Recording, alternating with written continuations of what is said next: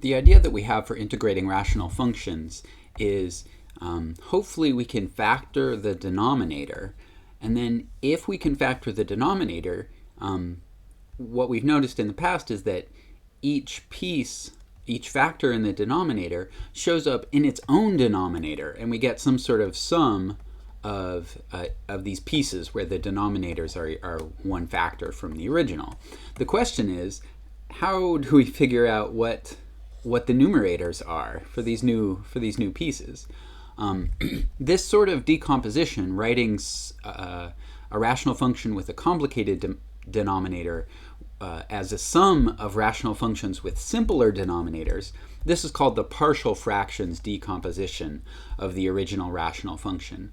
And something that I really need to emphasize about this partial fractions decomposition is that for this to work, our numerator must be lower degree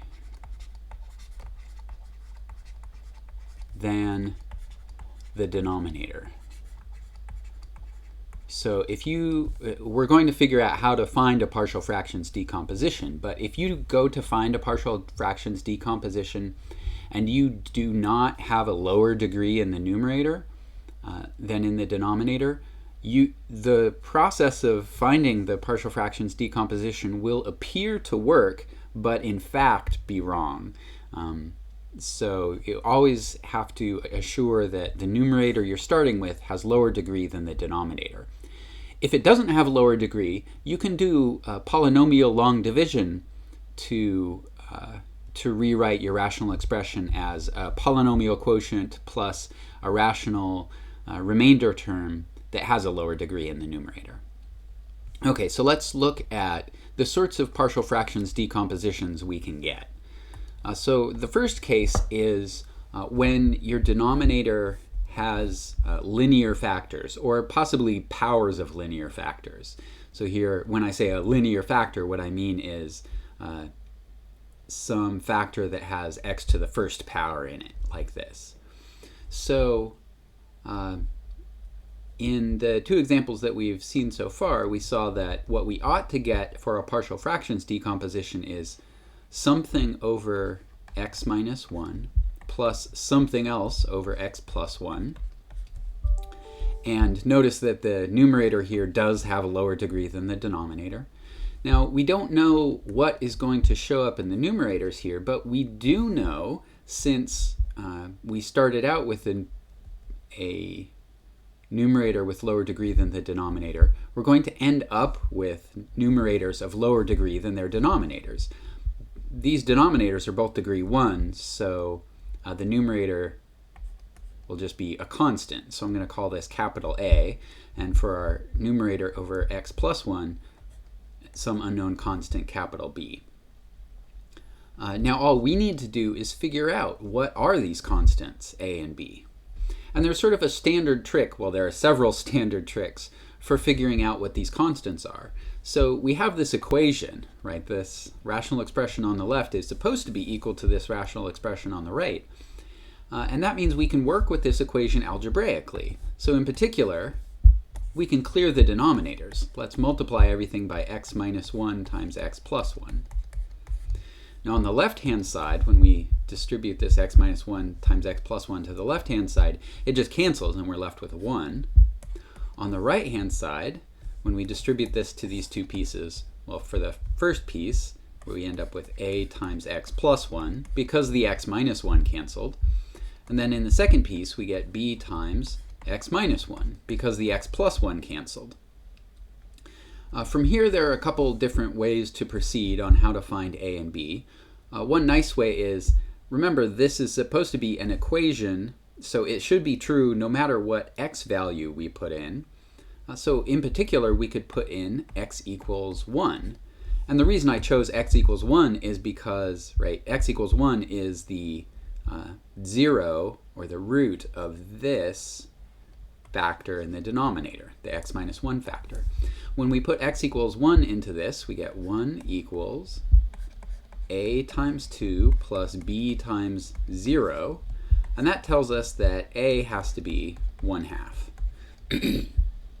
If we plug in x equals minus 1, then we get 1 equals a times 0 plus b times minus 2, and that tells us that b has to be minus 1/2.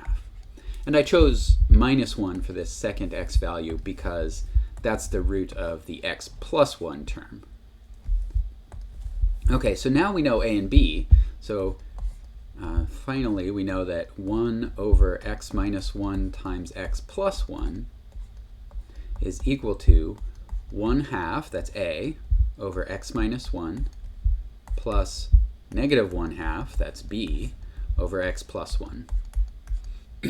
You can see if our original goal was to integrate this rational function that we started with, well, now that we have this partial fractions decomposition, we can integrate these individual pieces using some standard tricks that we already know. So we're just going to get some natural logs if we integrated these. So partial fractions let us turn this complicated rational expression into two simpler rational expressions that are easier to integrate if we wanted to integrate them. Okay, so another thing that can happen with linear factors in your denominator is you can have more than just two. So here we have 3 linear factors in the denominator. The numerator, notice again that the numerator has a lower degree than the denominator. So what is the partial fractions decomposition going to look like? So, right, again, we're going to have a term for each factor. So a term for the x plus 1 factor, a term for the x plus 2 factor, and a term for the x plus 3 factor. And again, the numerators are going to be constants, but we don't know which constants, so call them a, b, and c. And now we just need to find a, b, and c. The trick to finding them is the same. So take this entire equation, multiply by x plus 1 times x plus 2 times x plus 3. On the left-hand side, everything cancels and we get x plus 1. On the right-hand side, in the first term, the x plus 1 cancels and we get a times x plus 2 times x plus 3. For the b term, we get b times, and now the x plus 2 cancels and we get b times x plus 1 times x plus 3. And for the c term, the x plus 3 cancels and we get x plus 1, c times x plus 1 times x plus 2. Okay. And now again, since this equation is supposed to be true for every x value, we can choose nice x values to plug in. And again, like in our last example, the quote-unquote nice x values are going to be the roots of these factors. So we can plug in, say, x equals minus 1, x equals minus 2, and x equals minus 3. So when we do minus 1, we get, on the left-hand side, we get 0 equals, so a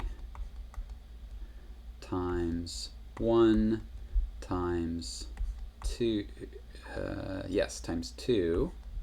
So this tells us that a is 0.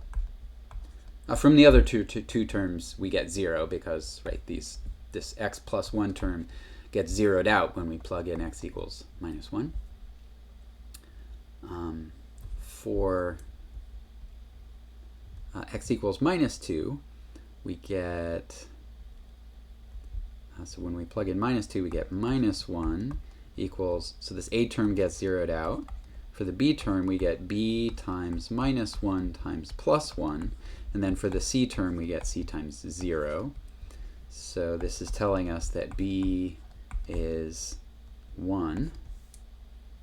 And then when x is 3, this should be minus 3. We get, on the left-hand side, we get minus 2. On the right-hand side, we get 0 plus c times, let's see, negative 2 times negative 1. And so c must be negative 1. Okay, so we found a, b, and c. Notice that a came out to be 0, so this a over x plus 1 term is actually not there. That happened because I should have simplified before I started, right? These two terms disappear, and so really we only have two terms in our denominator, two factors in our denominator and not one. But at any rate, we found the constants that give us the partial fractions decomposition. And again, once we have this partial fractions decomposition, we can integrate term by term if we were integrating. Okay, one final example I want to look at is this, x over x plus 1 times x plus 2 squared. And what's different about this one is the fact that one of these linear terms is squared. So your first guess might be, well, since it's squared, it's just 2 copies of x plus 2. So why don't we just have a fraction with x plus 1 in the denominator, a fraction with x plus 2 in the denominator, and then another fraction with x plus 2 in the denominator. But this is never going to work because these two pieces are really the same. We could combine them, but it seems unlikely that that having just a single x plus 2 term is the right partial fractions decomposition when there's a squared here. So it takes a little bit of sort of unfortunately messy algebra to figure out the resolution for this situation. But the resolution is when you have a linear factor to a power, you need that linear factor in a denominator and its square. If this were cubed over here, then we would have another term with x plus 2 cubed, right? But since we only have x plus 2 squared, we have a first power and a second power term.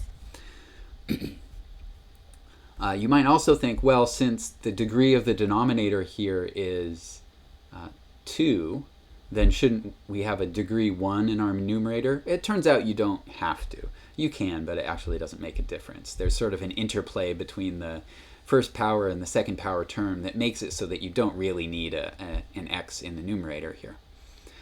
Okay, so now that we have this, we can play the same game to find a, b, and c. So we can clear the denominators by multiplying both sides by x plus 1 times x plus 2 squared.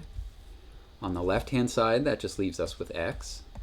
On the right-hand side, we have a times x plus 2 squared plus b times x plus 1 times x plus 2 plus c times x plus 1.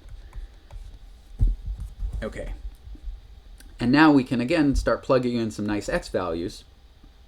But something that's different about this situation when we have an exponent here is we don't have as many nice x values as we would like. So we have 3 unknown constants, but we only have 2 nice x values. Remember, the nice x values are the ones that zero out one of these factors. So our nice x values are x equals -1, and x equals -2. So those are going to get us part of the way there. So when we use -1, we get -1 equals a times, looks like 1, plus b times 0 plus c times 0. So this first x value tells us that a is actually -1.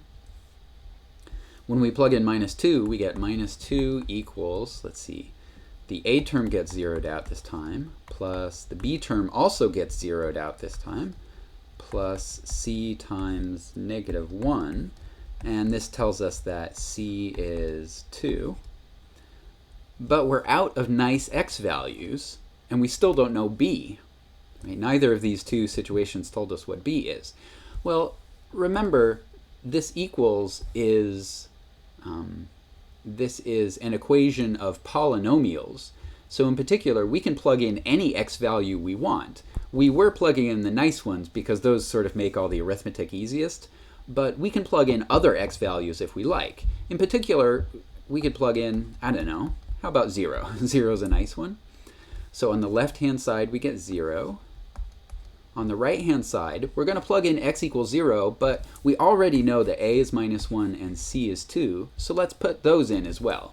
So a is -1 times x plus 2 squared. X is 0, so this is 2 squared, plus b times 1 times 2, plus c is 2 times x plus 1. X is 0, so that's just 1. right, and now we can do this arithmetic here. So 0 is, let's see, minus 4 plus 2b plus 2. So this is minus 2 on the left, so 2 equals 2b, and so b is 1. So we chose x equals 0 just because it makes the arithmetic easy, but you could choose any other x value and work this out, and you'd get the same value for b. So now that we know a, b, and c, we can write our original rational function, which was x over x minus, what was it? X over x plus 1 times x plus 2 squared, I think. Is that right? Yes. Is a, which we got to be minus 1 over x plus 1, plus b, which is 1 over x plus 2, plus c, which is 2 over x plus 2 squared. Okay, so we found the partial fractions decomposition. Now, if we were finding this decomposition because we wanted to integrate, well, this term would just give us some sort of natural log, so that's no problem. This term would also give us some sort of natural log, that's no problem. And this term, we could use the power rule. We'd get some constant times x plus 2 to the minus first power when we integrated this one. So that one's also no problem. So this situation, these situations where we have linear factors in our denominators, possibly to powers, they give us partial fractions decompositions that we can always work out the constants for, and we can always integrate the results.